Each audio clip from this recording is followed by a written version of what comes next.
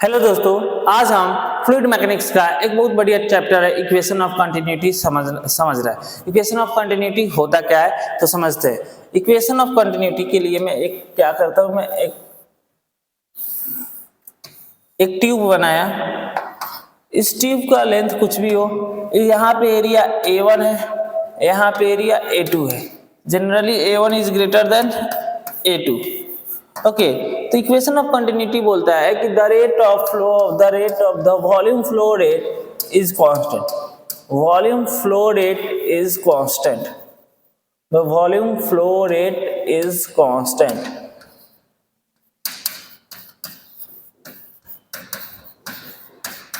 Volume flow rate यानी कि dV by dt constant.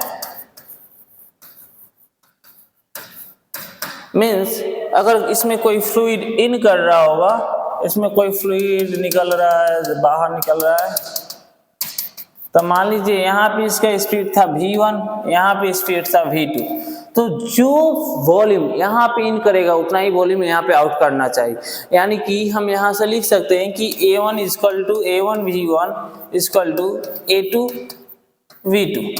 Okay, A1 v1 equal to A2 v2। मान लीजिए कुछ टाइम में इसमें से वॉल्यूम गया x, उतना ही इतना ही इसमें से भी x निकलना चाहिए।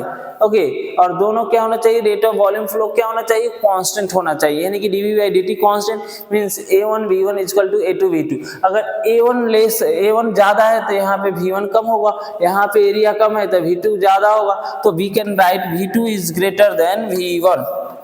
V2 is greater than V1. Okay, V2 is greater than V1. dV by dt is equal to A1 V1 is equal to A2 V2. Okay, A2 V2.